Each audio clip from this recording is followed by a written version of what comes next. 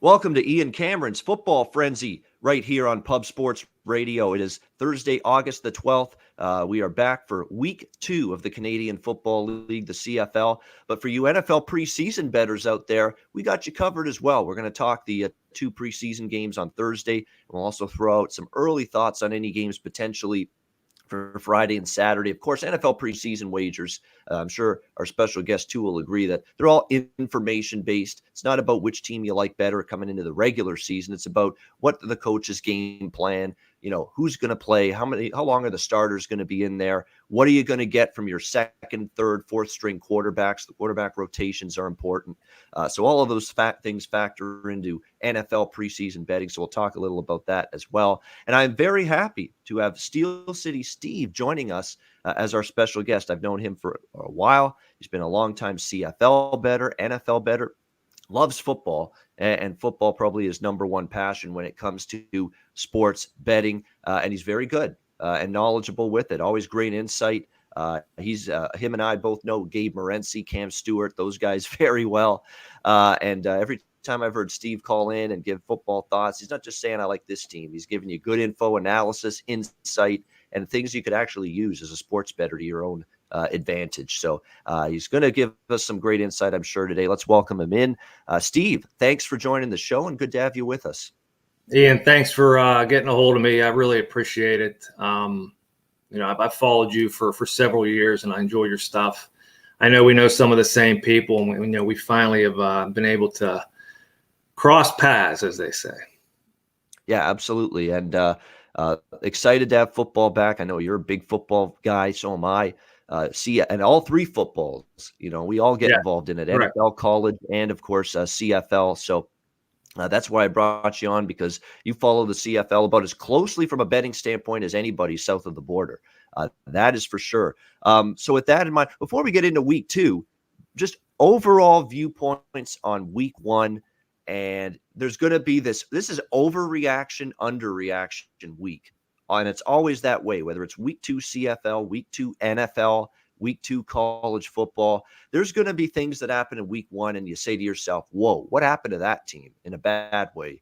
And then there's going to be situations like with Toronto, like with Ottawa, and you say to yourself, wow, we didn't expect these teams to be, ready to win in week 1 with just revamped rosters, bad teams from 2 years ago, new coaching staffs, new schemes, new systems, and sure enough, they pull outright wins as underdogs last week, the Argos and the Red Blacks. So it's always that, do you overreact to the win? Do you overreact to the loss for teams like Calgary, for teams like Edmonton last week? It's always that internal debate when you talk week 2 of the season in any football league. What were your overall thoughts, Steve, of what you saw CFL week 1? Well, if I told you 2 teams from the East were going to win, would you believe that Hamilton would not be one of them? I guess would be my first. Breaking my heart, as you can tell, as a Ticat fan. That's the thing we have in common. We're both Steel City men. Yeah. Hamilton's not so much Steel City now compared to like 20, 30 years ago, 40 years ago. But, hey, we still call ourselves the Steel City. Understood. The same colors. No, same mentality on how to attack on a football field. But if you're new to the CFL, you probably saw week 1 and thought, wow, man, those are some really crazy games that went on. We had a team come back from 31 points down and almost, complete the miracle comeback. You had another team in Edmonton that had, a 443 to 127 yard edge, couldn't get the ball in the end zone, and they lost that game. But I've been following the CFL for quite a while, and that's just the way this league is. So if you're new to it, probably want to wait maybe see a few more games. Montreal kicks off this week, see how they play, but it's you can win in this league, but you have to do your research, especially if you're south of the border.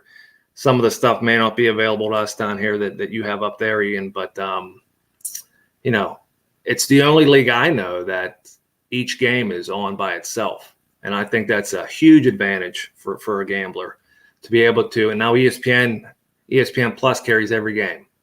You can go back on demand and watch these games. You can go to the third quarter and watch if you need to, or go back to the second quarter of a game. That should only help you. because that's not something that's been in place years earlier. And I thought that the CFL was, really making strides down here prior to the pandemic. And hopefully it can continue where it left off in 2019. It's great. I mean, and I was worried about that because I did not hear anything about the United States TV deal for the CFL until like the day before kickoff. And then all of a sudden they announced, okay, ESPN2 and ESPN News are probably going to have one televised game on, just normal television networks once a week in August. And they'll have sporadic games September, October, November. And then the Grey Cup's on ESPN2, and there'll be some playoff games on either ESPN2 or ESPN News. But the majority of the regular season games, August, September, October, there's going to be a couple on ESPN2, ESPN News. Majority are on ESPN Plus. But the bottom line, as you mentioned, Steve, every single game, regular season and playoffs, is going to be available to anyone who wants to watch it in the United States, thanks to ESPN Plus, where the majority of the CFL games will be. So that's a great thing for anybody wanting to follow the league south of the border. But you're right, it was some surprising results. Not the Ticats losing, because Winnipeg's still a very good team, and that's a tough place to win. But it's just that I guess when you see the Ticats lose in the East and you see teams like Toronto and Ottawa win, that's what makes you a little bit surprised. There's no question about that. Well, we're going to do the best we can here in terms of breaking down week 2 game by game here. We don't have widely available lines right now as of this recording for week 2. It's frustrating for me. I'm sure it's frustrating for Steve. Although, as I've mentioned that, we are now seeing numbers pop up for the first game on this week 2 schedule, the game tonight to get things going, the BC Lions and the Calgary Stampeders. Now, we had 2 books with CFL lines up since like Monday. One of them had Calgary minus 1.5. The other had Calgary minus 6.5. Well, now we're seeing Bet Online, Pinnacle, all kinds of books now start to post lines for this game. And let's be honest, it's closer to 6.5. In fact, it's Calgary minus 7 right now across the board here for this game tonight against BC. The total currently 49 is what we're looking at across the board in this game. The big news is, well, we think this is the big news, unless Rick Campbell pulls another stunt and switcheroo early, but Nathan Rourke getting the second straight start for the BC Lions, the rookie quarterback out of Ohio. I watched a lot of him play in Ohio. I watched him play a lot at Ohio. I'm sure, Steve, you saw him a lot at Ohio as well. I did. I never thought he was a great passer of the football. I just never thought that. He was a guy that was really there because of his athletic ability.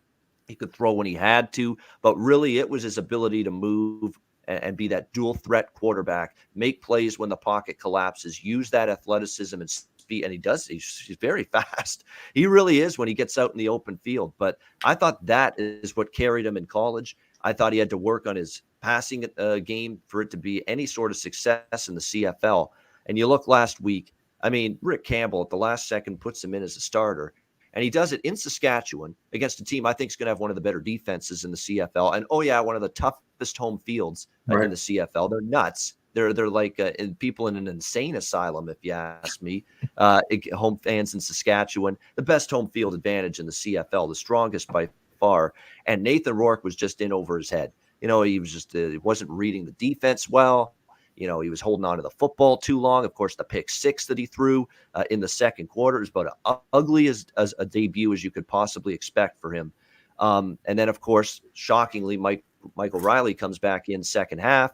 We didn't think he was good enough to play at all. Sure enough, he's in the second half. And I think it was a combo of, look, BC deserves credit for battling back. I think part of the story is Saskatchewan just fell asleep with a big lead, because that happens all the time. You have a huge lead. It was just so easy building up that league.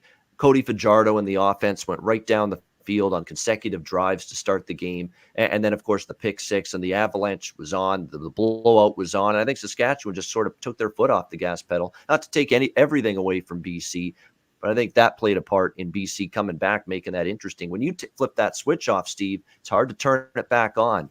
And I think that's kind of what Saskatchewan fell into that pit a little bit.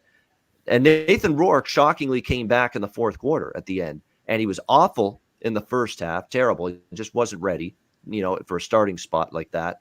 But in the fourth quarter, he puts together an amazing drive, makes some terrific throws. And I'm trying to say to myself, that was a great, great drive. But It's against this Saskatchewan team that's playing prevent defense that still has a 2-score lead at the time. How much do you want to go crazy giving this guy adulation and accolades for putting that drive together? So it's tough to analyze. I have to analyze Nathan Rourke on the fact that most of what he did last week was rough. And now he's got to go on the road again. Calgary lost last week to Toronto. Bo Levi Mitchell was very vocal saying we gift wrapped the game to the Argos. Too many mistakes, too many miscues. We got to clean that up. We think we can.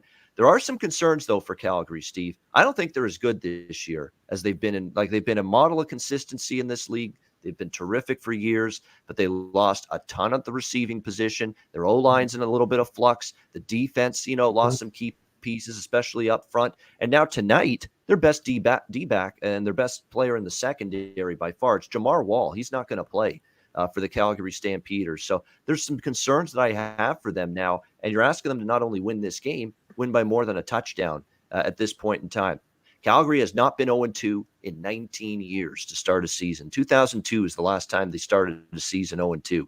And the one thing I've known about Calgary under Dave Dickinson and going all the way back to when John Hufnagel was the head coach, when they're off a loss, you better stay the hell away from betting against them. They have been one of those teams that off a loss, off a bad game, they have really roared back and played extremely well in that and been a good team straight up and against the spread off a loss over the years. The question is, though, is this Calgary team like those other teams, which were consistently one of the best teams in the CFL?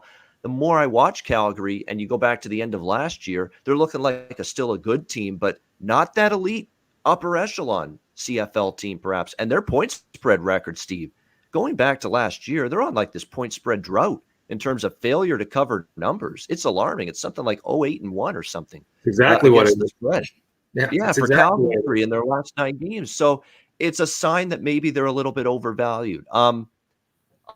I took Calgary -1.5 at the book that had the Calgary -1.5, a pretty sizable bet because I think Calgary's winning this game. I like them to bounce back. I don't trust Rourke on the road.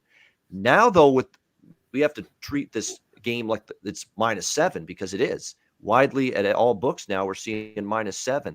I'm not as comfortable to lay a full 7 with Calgary. I think I would if I had to. But BC, as I think, will be better this year. They showed signs of that. I like some of their receivers are great. When you talk about, especially Brian Burnham, he's outstanding. But I've got fears about what Nathan Rourke is going to do here on the road for a second straight game. I didn't see anything of quality from him early last week to give me confidence this week. From a total standpoint, I kind of like the over here a little bit with Wall out in the secondary. I think Bo Levi Mitchell was talking not only about the mistakes, but he thought the offense should have done more last week, finished more drives than they did. BC's defense is still leaky as hell. In my opinion, there's some good elements to that defense, but let's be honest, first half of that game when Saskatchewan was locked in, BC could not stop Saskatchewan. And I think they might struggle here against Bo Levi Mitchell here. I think it's going to be a very, very fired up quarterback to bounce back. And on the flip side, no Wall for Calgary. And when I think Nathan Rourke, Steve, I think turnover potential. And if I think there's going to be turnover potential, especially you turn it over in your own side of the field, you're going to give Calgary a short field to work with.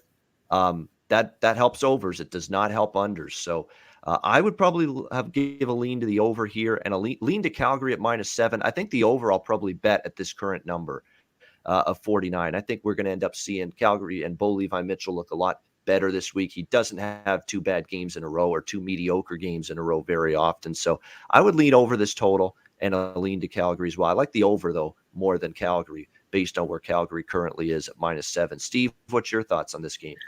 So, all right, let's start with BC. I mean, if you think that, they controlled the game the last 2.5 quarters, because Rourke, he did settle down after the pick 6. They hit Whitehead on a 75-yarder. And I look for BC to run a bubble screen with Whitehead like Toronto did with Ricky Collins in the first play of that second half, first or second play of that second half, and see what they can get against it. But to get his confidence, you might see that early with Whitehead. I do like the additions of Whitehead and some of those other guys out there at BC. But I'm with you. I just think Saskatchewan started thinking about Hamilton a little early, very emotional. No one could foresee a 31-0 lead like that. Yeah, and we were surprised to see Riley, and they put him in anyways. But, You know, I got them combined for 27 of 42 for 397, those two guys, between Riley and Rourke. There is some, there's some offensive potential there. I don't think you can take, and we see it coming. It's actually coming down 48.5. Open at Westgate, Pinnacle 48.5. Bet online down 0.5 point. But I don't think you can take the 7 with BC. You know, if you were trying to middle this game, you got a great position at 1.5. Why would you try to upset that? Listen, Calgary had the most first downs last week. They had the fewest 2-and-outs. Okay, all the mistakes they made, they're covering the spread with 8 minutes left, and then the mistakes happen. You had the carry fumble. First you had a carry drop pass, then you had a carry fumble the next drive. Okay, then you have a objectionable conduct by carry, I believe, on the drive after that. They just shot themselves in the foot. Toronto was right there. Okay, they picked up the pieces. They made the plays at the end. You know, they hit that 81-yarder at the beginning of the second half, and Calgary covered it in the end zone, and they sort of fell into a lull a little bit in that second half, and Calgary was starting to take the game away from them. But to their credit, you know, when they were very opportunistic, and I think Toronto is going to be that kind of team this year. When you have veterans like that, you get chances. They know what to do with them, even if they've only played one game together. So 49. I don't want BC here. I don't. I don't know what I'm going to get with them. If you think that it was more them coming back and their compete level went up to 100 and they just started to settle down and play really, really well, I didn't see that. I think Saskatchewan just took their foot off the gas. Now, usually you don't see that till the second half, but you saw that in the first half. I mean, the score at the half was 32-9, and all they managed was 1 point in the second half. So I got to believe that I got to see it again. I got to see more from Rourke before I'm willing to step in and take this 7. But we'll watch the game. We'll see what happens. Maybe an in-game play. But like you said, Calgary, you know, they've been very good off a loss, but I don't think that's the same team that it's been in years past. They lost a ton of talent, and receivers are gone. Their top 2 pass rushers were gone. Lost guys in the secondary. Had a few guys go to the NFL, you know, in Bagleton. He's on an NFL roster as the former wideout. So it's a game they need to win. Look, the CFL set up these Western Conference teams to get off to hot starts because of the pandemic. They put all the games out west, needed the venues. They have another home game next week. You know, they have to get this done. It's a 14-game season this year. It's not 18. You got to get off to a good start. And for the 2 teams in Alberta, we'll talk about Edmonton later, you know, golden opportunities by the board. So for right now, it's a wait and see for me, but I gotta see more from BC. If this line drops and we get under a touchdown, I may be on Calgary. All right, so we're both like kind of leaning Calgary, but we don't love the -7. We just don't. And we're talking about a team that's now on a 9-game point spread failure streak. However, it is worth noting how many of those games were Calgary laying like 7 or even more because they were still priced like, you know, the juggernaut that maybe they were at the time. And certainly when I bet them at -1.5, I think that was a mistake, you know, by that book to put -1.5 because I think that was a line that they just that was way off from where it is now. But I took it, so I'm happy with that. But -7, I still lean Calgary. I do.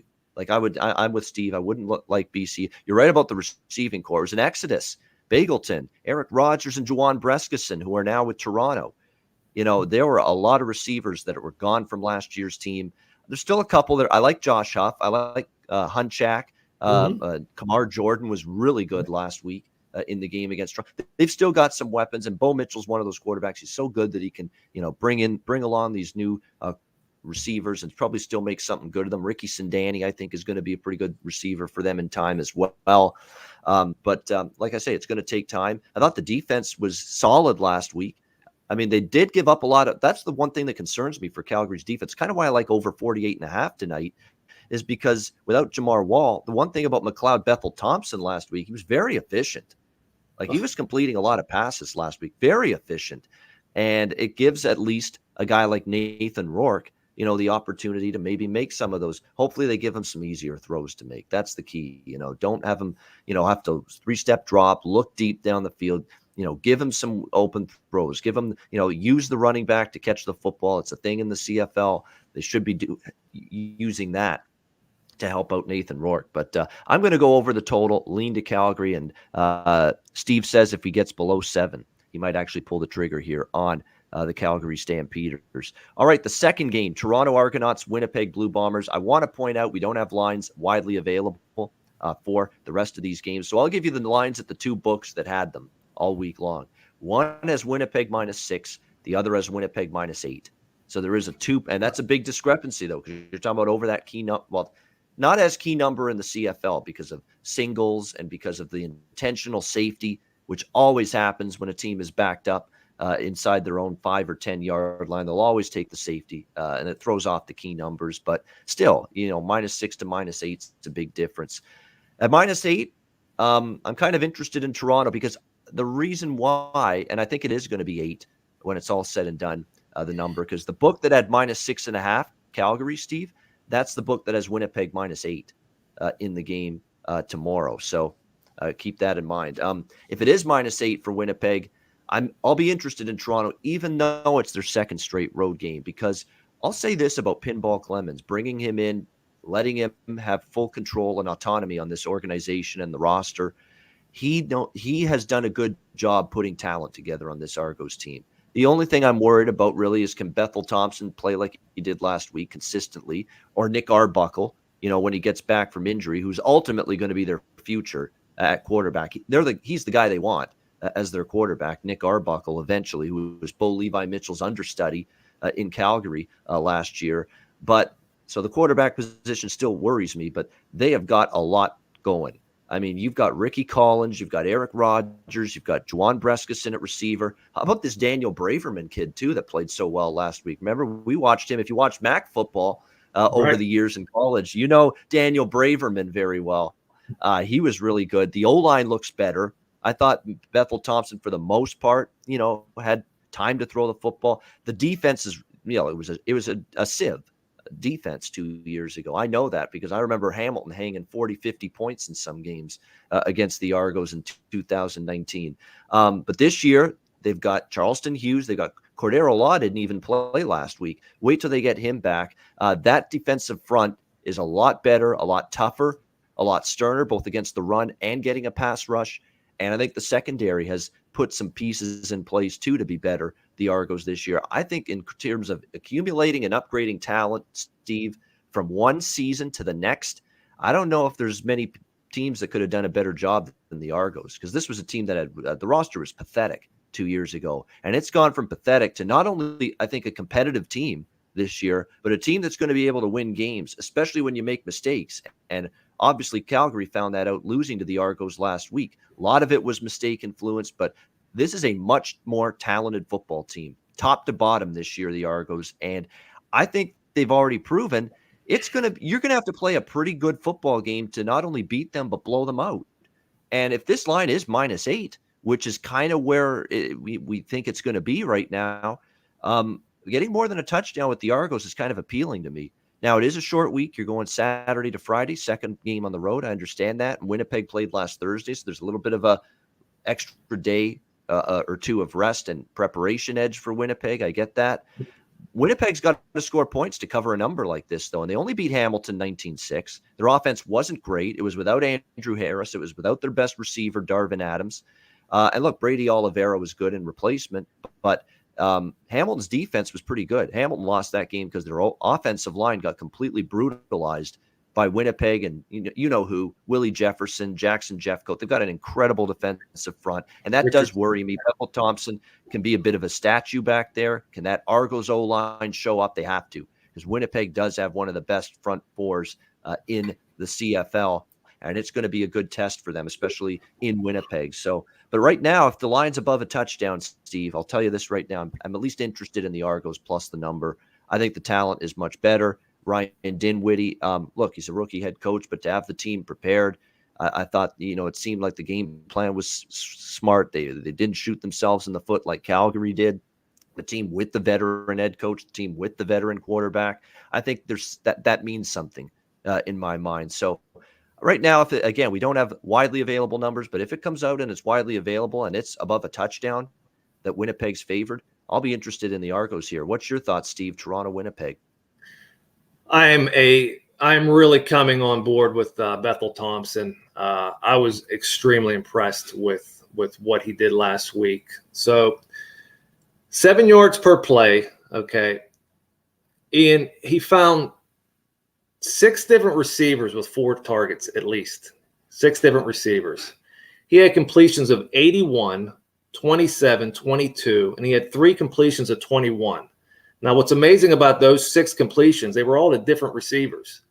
I mean, that's an advanced, learning of an offense. And you got to love what he's done against Winnipeg in his 2 starts in 19. How about 343 and 388 passing? Defeated them once as a 15.5-point underdog with a touchdown to S.J. Green with about 10 seconds left in the game during the Bombers' Grey Cup run. 6 touchdowns to 2 picks against Winnipeg in those 2 games. I know Arbuckle's the future. I think he's going to have a hard time getting him out of there if he keeps playing like this. Now, look, Winnipeg's had, their D-line hasn't – you mentioned their D-line. I'm going to mention their secondary. They got a lot of first-year guys in that secondary. And these Toronto wideouts, you got Rogers. He's 6'3". Collins is a tank. He's 6 foot. He's like 205, 210. Breskakin is 210. He's 6'2". He's got some big wideouts. I think Toronto is going to be able to move the ball. One of the books you mentioned, I think they had a 46 for a total, or maybe even a 45.5. I mean, if that's the case, I have to go over. We know what Winnipeg has on offense. They're greater than the sum of their parts. I mean, some of their guys didn't even factor in last week. And, Caleros and Bethel Thompson were, I think, the most impressive players of the week last week. And you're going to hang a 45.5 with those 2 offenses. I love the over in this game. And, the 2 games that Bethel Thompson played against Winnipeg, they've both gone over in 2019. I don't know if Winnipeg – and these 2 teams play back-to-back weeks. So that's something that the CFL does. They will play next week as well in Toronto. And there's some data for that for next week on a back-to-back, especially when the team loses, how well they fare the next week. But this total is really, really interesting to me. I'm really, really looking forward to where it comes out. For Winnipeg, they won their grudge match last week. That was an intense game. I thought that had a playoff vibe to it. For them to come out with the same kind of intensity, I think that's going to lead to points. I do. And I think on a whole, these CFL teams this week are going to be better in the red zone just from one week to the next. A lot of teams bogged down. We mentioned Calgary. They had 4 field goals of under 30 yards. They moved the ball. They just couldn't get in the end zone. We mentioned Edmonton. I think you're going to see more touchdowns this week than the red zone disasters they had last week, leading the field goals. So I like it over. We'll see where it comes out.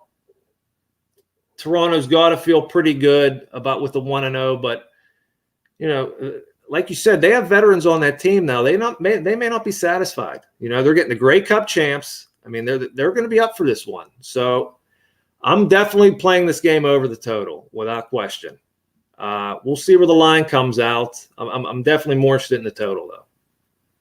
By the way, Willie Jefferson and Jackson Jeffcoat, both of those guys, we know how big they are on that defensive front. They didn't practice. Well, Willie Jefferson has not practiced all week. And limited in practice for Jackson Jeffcoat. So keep your eye on that. That is obviously, those are 2 huge pieces, the biggest pieces to the defense. And if they don't have the pass rush, you mentioned secondary, and it is so true. They lost a ton in their secondary from last year's team. This Winnipeg group, Jonathan Rose, and you go on down the list, they lost so many of their key, and these were good veteran cornerbacks last year for this Winnipeg Blue Bombers team, and they lost a bunch of them. When you look at it, Winston Rose is not Jonathan Rose, Winston Rose. They lost him. Marcus Sales, who was a good in that cornerback spot for them. He's in BC now. They lost him. I mean, and now they've got a lot of younger, inexperienced players in that secondary. And unfortunately, Hamilton couldn't test it enough. They did in the first drive with the big bomb to Jalen Acklin on the very first drive from Masoli because he had time to throw. But the rest of the game, they didn't have time to throw. The offensive line for the Ticats just was so wretched that Masoli didn't have time to throw the football and test that inexperienced, weaker secondary. That's the thing. And you just hope that the Argos give Bethel Thompson that ability. I was impressed. Like the efficiency last week for Bethel Thompson on the road against Calgary, very impressive. No question about that. And you mentioned liking this game over the total. Again, this is now 2 years without football. I get it. But 8 straight games have gone over the total between these two teams, the Toronto Argonauts and the Winnipeg Blue Bombers. 8 straight. And I do remember the Argos and Bombers in 2019, and those games were high scoring. And that was an Argos team that, they don't have the receivers and the skill, position, talent 2 years ago that they have now. So that could make a difference. So make some sense, like in the over here. I agree with that. Argos and Bombers Friday night. All right, we've got the 2 games on Saturday. Next up, Montreal Alouettes, Edmonton Elks. Montreal, the one team that did not play a week 1 game. So keep that in mind. They're playing the Edmonton Elks. One book has Edmonton -1.5. The other has Edmonton -3 in this game. So that's what we're looking at. I think that's probably where it'll be. It'll be that pick 'em to -3 range for Edmonton when it's all said and done. The total, 48 in this one. You mentioned your game that you like over the total. I'm now going to mention my game that I like over the total. It's this game, Montreal-Edmonton. Look, there's a lot of people that I follow for beat writers on Montreal and, every CFL team. The Montreal people are just going, wow, about how good the offense looks so far in training camp with Vernon Adams, with Eugene Lewis, with a great group of receivers there, BJ Cunningham, William Stanback, a great running back. They say this offense looks loaded. And look, that offense came on strong last year down the stretch. Vernon Adams had a really good, I think, last 3 quarters, last half of the season. That's what got Montreal in a position to be in the playoffs. He was great. And he got better and better and better. And now I think he's going to have a great year. I mean, he was there early in Montreal. He got there early to training camp. This looks like a guy that means business. Vernon Adams has taken this seriously, being the starting quarterback of this CFL team, Montreal. And I think what the reports in training camp are glowing about this offense. Not so much, though, about the defense. And that's what worries me here. And the defense was, a step behind the offense 2 years ago as well. We remember Edmonton and this Trevor Harris-led Eskimos or Elks. I'm going to be doing that from time to time, forgetting the name change. The Elks team 2 years ago. I remember what they did in the playoffs. They shredded this Montreal Alouettes defense. And look, to me, Steve, Edmonton's one of those teams I'm willing to give them a pass last week. I'm not ready to just, what the hell? You lost to the Ottawa Red Blacks at home? You're garbage. You're dead to me. I'm not doing that with Edmonton. There's too much talent here. Trevor Harris is a veteran. He's going to bounce back. He said all the right things after the game. He took responsibility. 3 interceptions. He didn't play well. He moved the team. The team moved the ball, but every time they got in Montreal territory, turnover happened, or Ottawa territory, I should say. Turnover happened. And the backbreaker. This is the play that changed the game. Dave Malinsky, we know of him both, Steve and I. He always said the play's the thing. Dave Malinsky, rest in peace. I miss him because he's the guy that really got me interested in sports betting some 20 years ago. And what Dave Malinsky would say is the play's the thing. And what that meant was one play could completely change the outcome of the game. And in Edmonton, Ottawa last week, it was 12-9 Edmonton. They're putting together their best drive of the game, a big catch to Darrell Walker inside the 20. They're set up to maybe go up 19-9 and maybe put Ottawa to bed, put them away with the touchdown there. Harris makes a good throw right in the hands of his receiver, and it just pops off the receiver's hands right into the arms of the Ottawa corner. Gone, pick 6 the other way. And what could have been 19-9 Edmonton, Steve, turned into 16-12 Ottawa. And it was a backbreaker. Edmonton never recovered from that. And Ottawa, of course, hangs on and wins with the Ram Titan finish, I guess, if you will. 2000 Super Bowl, stopped at the 1 yard line. Edmonton as they tried to rally and win that game, but too little, too late. It was ugly for Harris. You can't have 3 interceptions, although one of them was not his fault, and expect to win a game. But too many weapons for them to think that this offense is going to be stuck in mud for more than just last week with Ellingson and with Darrell Walker and with Armonte Edwards and James Wilder at running back. I think they get that offense going against a Montreal defense that wasn't good 2 years ago. Is it reports that they've not been great in training camp so far? But on the flip side, I think Montreal will score a little bit on Edmonton. I know Edmonton's defense looked great last week, and they are improved. Their defense was bad 2 years ago. I think it's better this year. But you're going to go from Ottawa's offense with very little skill position talent at receiver outside of R.J. Harris from Matt Nichols, who didn't look 100% healthy, Steve. He didn't look right. He didn't look right at all, Matt Nichols, last week in that game for Ottawa. You're going to go from that to Montreal's offense. Yeah, Edmonton's going to give up some points. They're not going to do that kind of defensive game. They're better on D this year, but they're not going to be like that this week, in my opinion, against Vernon Adams and a very, very potentially explosive Alouettes offense. So I like the over in this game quite a bit. This is my favorite total of the week, the over in this game, Montreal-Edmonton.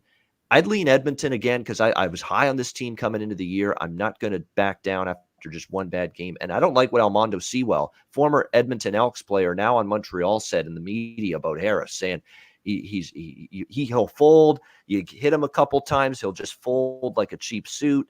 I mean, you talk about giving Edmonton and Trevor Harris specifically bulletin board material. That guy just did that. And you don't poke the bear. They lost a game they shouldn't have lost. And now you're saying stuff like that. Don't awaken them. Don't give them reason to really get fired up. And Almondo Sewell from Montreal, former Edmonton Elk, might have just done that with those comments about Trevor Harris. So keep an eye on that. So I like Edmonton and over here. Steve, what do you think here, Alouettes and Elks?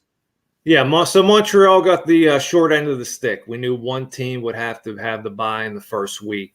And, they're still on a 2-year hiatus. So you got to really like the idea that Edmonton has a game under their belt already. And I'm looking first half with Edmonton. I think they get out. I think law of averages, those red zone trips we mentioned, I think they get the touchdowns this week. It's just law of averages. They couldn't get them last week. I'm going to be a little more critical of Harris. I thought they were bad throws. They were inside. I felt that he force-fed Walker entirely too much. You have 3 1,000-yard receivers from 2019. Ellison, they didn't use Ellison until the very end of the game. They didn't start going to Ellison until the very end of the game. I thought Wilder was fantastic. But, those are horrible, momentum-changing interceptions he threw. He tried the deep one. He left it up there too long. He threw it to the inside. That one that went off of the wide receiver's hands, I thought that was inside, giving it right there to the same guy, Kala. And then, the game's on the line even after all that. All the mistakes you made, no, you're not going to cover the spread, but you have a chance to win the game. Just like Steve McNair, you got to throw the ball to the end zone, okay? You're not going to have a fullback tight end skirt past two tacklers with 9 seconds left from the 9-yard line. You're not going to do it. So you had to get that ball to the end zone. If you throw a fourth pick, who cares? But you have to know you're not going to get another play either. No, yeah. That ball needs to go to the end zone. Period.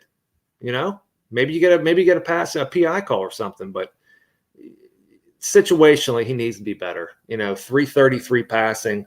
I mentioned the 443 to 127 yard edge. Look, Ottawa wasn't scoring. They had to know that. Just don't mess it up. And they continually messed it up during the game. But as you said, those stats for this week, they had a 60 here, put it like this. They had a 65 to 36 play advantage in that game. Okay. Ottawa did have 284 return yards, something to keep an eye on. But I mean, they dominated the game, but just throw it out the window. The 2.2 yards per play that Ottawa had, the 16% second down conversion rate. It's going to be a different animal this week, and maybe we get some total value in that regard, and they come in too low on that Edmonton defense. Montreal, again, this is going to be another possible revenge game. Look, Edmonton went to Montreal in the crossover game of the 19 playoffs, knocked them out. Okay. Harris played very well that game. So I would imagine they're going to have some revenge on their mind. But the fact that they didn't play last week, Okay. And here we go again with the teams out west. So another chance. 14-game season, you're going to be down 2 home games already. You can't go to 0-2. You just can't. So I really like a first half play on Edmonton. They were one of the 4 teams that actually went down and got points on their opening drive, albeit a field goal. Hamilton, Saskatchewan, and Toronto were the other 3. But that tells me that these guys can script some plays, 15, 20 plays, and go down and get points on an opening drive, regardless of a 2-year hiatus. They're able to do that. So, and I wouldn't be surprised if Montreal was able to do the same thing. But I do like Edmonton first half, and I don't think you can play this game under. I don't know where it's coming out at. You may have that information. I see your BC Calgary totals down to 46.5 right now in some shops. So we'll monitor that. But I like that. Keep driving that down. I'll just take the lowest number I get. Yep. Well, totals last week 1-3, and you mentioned the overreaction, and here we go right now, and hopefully we see it in some other spots. But this is a must-win game for Edmonton. This is a must-win game in the Western Division. So I like it first half, Edmonton, and we'll see where that total comes out. According to the book that, this is the book that had Calgary -6.5, not the book that had Calgary -1.5. I've made up my mind. I'm going to go with that book now for these games where we don't have lines, because that seems like it's the more accurate representation of where they'll be. This is going to be the highest total on the board for week 2, this game, Montreal Edmonton. But that's not saying much. It's going to be 49. So it's barely above where the other games are. It looks like 49 is what we have for the total, Montreal Edmonton's. We don't have a single total in the 50s this week for the rest of the card. Toronto, Winnipeg, they've got that total at, let me just see here, 46.5. They have Montreal, Edmonton, 49. And the final game that we will talk about right now, Hamilton, Saskatchewan. Saskatchewan -1.5, 48 the total in that game. Ticats and Roughriders. Good news for Hamilton. Might have some reinforcements. Last week, no Braylon Addison. Outside of Brandon Banks, probably their second best receiver for sure. Although Jalen Acklin, boy, he's making a name for himself. You got to move him up that pecking order. He was great. He's the only guy that did anything catching the football from Masoli last week in Winnipeg. They're going to have Chris Van Zyl back, it looks like, along the offensive line, a perennial all-star in this league. They missed, and you saw what that offensive line was like with him last week. It was in the shits last week without Chris Van Zyl on the field. Having him back would be significant. So that's big going into Saskatchewan, which is never an easy place to play. Saskatchewan just romped in the first half last week against BC, as we mentioned, and then I think fell asleep in the second half. For Hamilton, look, I like the play of their defense last week against Winnipeg and Zach Collaros. I thought they played good. You only give up 19 points. You're doing something right. That's a solid defensive game in my mind for the Ticats. Not bad at all. But the offense was just stuck and did nothing after the opening drive touchdown from Masoli to Acklin. And the reason was very simple. Well, there was one turnover from Masoli where they were moving in Winnipeg territory, and that seemed to really deflate them. And then the rest of the night, the offensive line just spent the night, on their backs essentially and getting run over by Jefferson and Jeffcoat and the Winnipeg defensive front. And that was the difference. They just could not set up any run blocking, any pass protection whatsoever for Jeremiah Masoli. The line of scrimmage got blown up repeatedly when Hamilton's offensive line was on the field, and it was Winnipeg blowing it up, and that's why they lost. The defense hung in, but eventually you got to move the ball and not go 2-and-out punt, 2-and-out punt, 2-and-out punt all the time. And that's essentially all we got from the Ticats, late second quarter and most of the second half. And it allowed Winnipeg to gradually gain that separation against Hamilton and win 19-6 last week. You got to hope the offense is better on paper. They damn well should be, because we talked about an explosive, high-scoring, high-octane offense 2 years ago, and it looked nothing like that last week in Winnipeg. So the good news is they got a good coaching staff. Everybody's back, Steve. This was one of the things I liked about Hamilton coming into the season. Continuity. The roster, not much turnover. Orlando Steinauer, the head coach, is back. Mark Washington, same defensive coordinator. Tommy Condell, the same offensive coordinator. Same special teams coach, Jeff Reinbold. I mean, there was no turnover last year in terms of not much in the roster and none at the coaching spots. So I thought, man, he can hit the ground running. And they didn't do that last week against Winnipeg. Can they do that this week? Saskatchewan is ahead of their defense is way ahead of their offense, I think. I know they got the 2 drives early, and they have some good weapons in the receiving game for Fajardo. The offensive line is still a worry for me. And, Hamilton was able to do a decent job. They did sack Collaros, Steve, last week a couple of times. And all training camp, all I heard from Saskatchewan was, wow, this O-line is rough. They're getting beaten up by the defense in scrimmages in training camp. So I think Hamilton's defensive front might be able to impact that Saskatchewan offensive line. But I don't know if Hamilton's offense is going to light up the scoreboard on the road in Saskatchewan against a really, really sound defense. Because the Riders had a bad defensive second half. But again, I think some of that's turning the switch off with a big lead. When that game was there to be had, they were swarming all over Rourke and the BC offense in the first half. And that's the defense I worry about Hamilton having to face here. The first half defense that we saw, and on paper, Saskatchewan's got one of the best defenses in the CFL. There is no question about that. So this is going to be a tall order for Masoli on the offense, even though they're going to get Van Zyl back on the O-line and they've got weapons to work with, maybe Addison back at receiver. It's not going to be easy for them to move the football against Saskatchewan. If there's one under I might look at in week 2, it might be this game. That is definitely what I'm interested in, the under here. I don't know if even with Van Zyl back, is there because the one thing about this O-line for Hamilton, they're going to have Van Zyl back, Steve. They got Darius Sirocco playing a position he's never played before. That and he didn't look comfortable in it last year. Riker Matthews was one of their better offensive linemen. He's gone from 2 years ago. They missed him a lot. So they're going to be better with Van Zyl, but they're playing a great front, a great defense overall. I don't know if they all of a sudden leap from 6 points to 28 or 30 in this game. I don't think so. They might go from 6 points to, say, 17 or so, and then Saskatchewan will get, low. That's what I see. I see 23-17, 24-20, that type of game. It stays in the, low to mid 40s in terms of points scored, and I lean under the total here in this game, Hamilton, Saskatchewan. Total in this game, by the way, 48. As far as the side is concerned, I'll be cheering like hell for the Ticats. I don't know if I'm going to back them. I was hoping for +3. +3, I would have been interested in Hamilton. Now, I see this number right now, +1.5. I don't know. That's asking Hamilton now to win in Saskatchewan, a tough place to win, and a good defense. I don't know if I'm ready to do that. I hate to say it, but I am somewhat worried. We might be sitting here next week and talking about my Grey Cup favored Hamilton Ticats being 0-2, and it's not a good feeling, but I don't think this is a lock, stock, and barrel game for Hamilton that they win for sure. What do you think, Steve? Hamilton, Saskatchewan, the finale for week 2.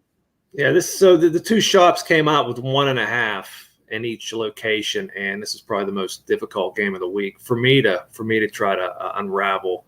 So Hamilton is the Grey Cup favorite odds wise. So they go from 3.5 point favorite at Winnipeg to now a 1.5 point underdog at Saskatchewan. So that's a heck of a move. Okay. I think this is going to be a fist fight. Hamilton's got a bye week coming up, and I think you're going to get their best effort. It may not look pretty at times. I'm interested from you to see if that DN Ted Laurent is going to be there playing this week. I thought their D line. I thought they could have had 6 or 7 sacks, but Collaros just kept getting out of the way and making big plays downfield. And the quarterback they're facing this week is kind of in the same mold, Fajardo. So we'll see. I'm not crazy about how Saskatchewan finished that game. I mean, they were dead, and if they start this week that way, they will lose this game. I know Banks missed some time this week. I think you're on the right track with the under. And these two teams, it's usually been a home series. It's usually been a low scoring series. And the 2 games in 19 were that way. And I think this could be last team with the ball. I really do. 23-20, something around that way. 20-17, something down there. But with Hamilton going into a bye week, I'm having a hard time seeing them being 0-2. right now. But with the 1.5, you got to pick the winner, man. They're not giving you any freebies here. So it's probably total for me only. And if we're going to get a 48, even though both these teams were able to script out opening scoring drives, if there's some early scoring, maybe you look in-game under, because I do think this game will settle down. And like I said, I think it's going to be a fist fight. But can't pick a winner. This is going to go right down to the wire. I think the under is probably the way to go here.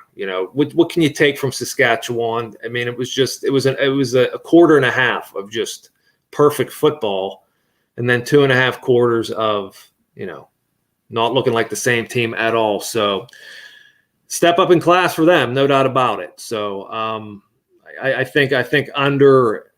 I can't go over at this point. It's going to be under, and I think the last team with the ball is going to win the game.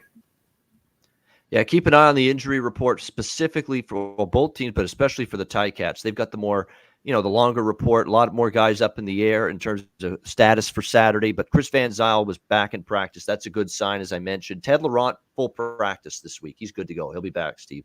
Ted Laurent, which is big on that defensive line. It looks like, too, Tunde Adeleke, who was a really good DB for us 2 years ago, didn't play last week. He is back in practice, so that's a good sign.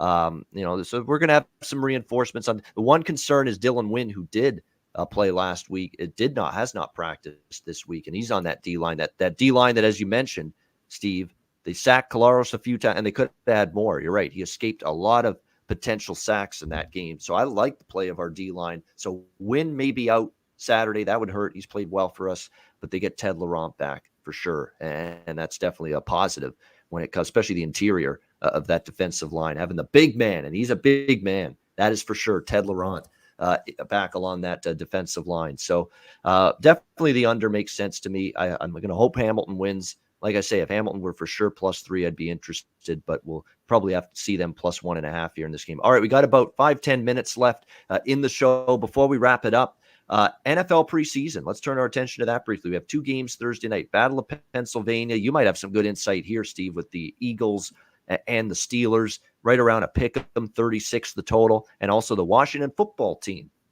and the New England Patriots. Washington open too. We're seeing money now toward New England. Pick 'em now in this game, and the total 37.5. The over has taken money in both games, and I could kind of see why that is. Rotations. You've got Jones and Newton. We didn't know as of earlier this morning if he was going to play for sure. Man, Bill Belichick is frustrating as fuck when it's preseason football. He doesn't give you anything in terms of really what's going to happen with the Patriots. At least with Ron Rivera for Washington, we're going to play our starters. We want them to produce. We want them to do something positive. I like their rotation when you think of a Ryan Fitzpatrick and a Taylor Heineke, who, of course, has played many times in the NFL before, which I think helps them moving forward, which is why I think they might be a decent bet on team. I was leaning Washington initially in that game. I was leaning to the over in both games. I was torn on the side in the Pittsburgh-Philly game, Steve, because you have the Steelers that have played the one preseason game already last week, the Hall of Fame game against Dallas, but sometimes that's a negative. And on the flip side, you got Philadelphia. Oftentimes the Nick Sirianni, the new head coach, first game, even though it's preseason, you want to put something positive.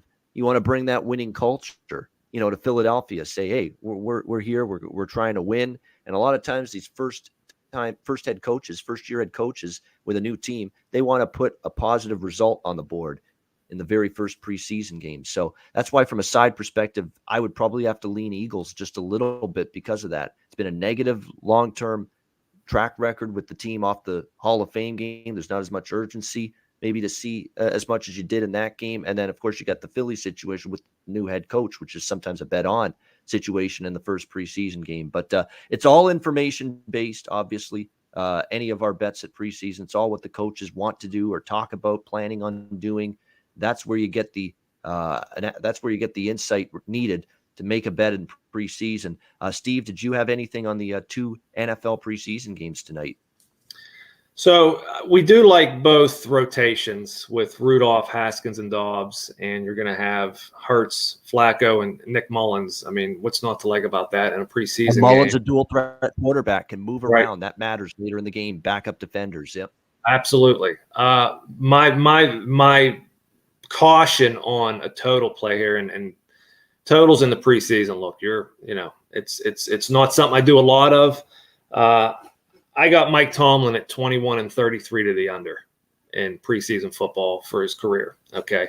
So normally we only have a few coaches with no data on how they're going to attack preseason, but with no preseason last year, 7 new coaches, I'm showing 11 coaches without any data for preseason results.